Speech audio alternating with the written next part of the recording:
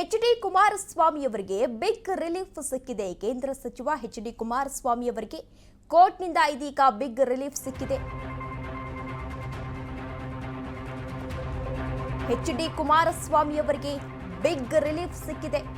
ಕೇಂದ್ರ ಸಚಿವ ಎಚ್.ಡಿ. ಕುಮಾರಸ್ವಾಮಿ ಅವರಿಗೆ ಕೋರ್ಟ್ನಿಂದ ರಿಲೀಫ್ ಸಿಕ್ಕಿದೆ. ಕೇತಗಾನಹಳ್ಳಿ ಭೂ ಒತ್ತುವರಿ ಪ್ರಕರಣಕ್ಕೆ ಸಂಬಂಧಪಟ್ಟಂತೆ ರಿಲೀಫ್ ಸಿಕ್ಕಿದೆ. ಎಸ್ಐಟಿ ತನಿಖೆಗೆ ಮಧ್ಯಂತರ ತಡೆಯಾಜ್ಞೆಯನ್ನ ನೀಡಲಾಗಿದೆ.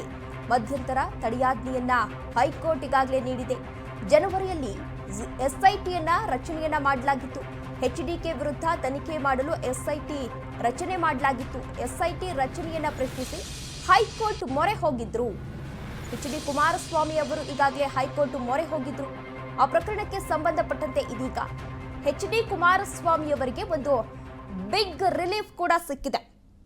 ಕೇತಗಾನಹಳ್ಳಿ ಸರ್ವೆ ನಂಬರ್ 7 ಮತ್ತು 8ರಲ್ಲಿ ಪೋಡಿ ದುರಸ್ತಿಯಾಗದ ಜಮೀನಿನಲ್ಲಿ ಎಚ್.ಡಿ.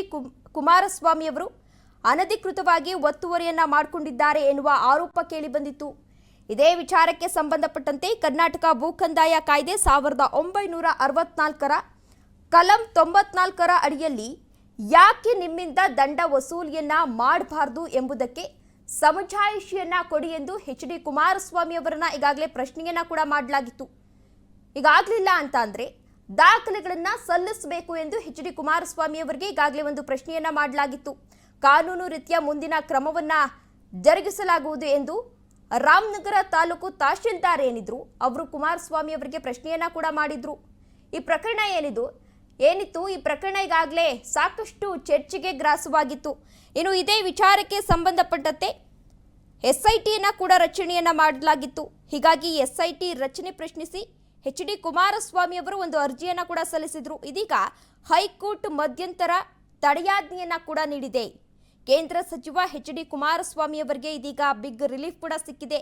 ಕೇತಗಾನಹಳ್ಳಿ ಭೂ ಒತ್ತುವರಿ ಪ್ರಕರಣಕ್ಕೆ ಸಂಬಂಧಿಸಿದಂತೆ ಇವತ್ತು ಹೈಕೋರ್ಟ್ ಎಸ್ಐಟಿ ತನಿಖೆಗೆ ಮಧ್ಯಂತರ ತಡೆಯಾಜ್ಞೆಯನ್ನ ಕೂಡ ನೀಡಿದೆ.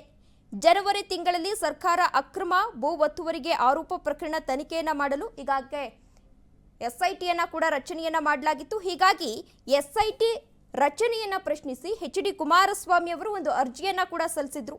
ಈ ಅರ್ಜಿ ವಿಚಾರಣೆ ಇವತ್ತು ಆಗಿ ಹೈಕೋರ್ಟ್ ಈಗ ಮಧ್ಯಂತರ ತಡೆಯಾಜ್ಞೆಯನ್ನ ಕೂಡ ನೀಡಿದೆ.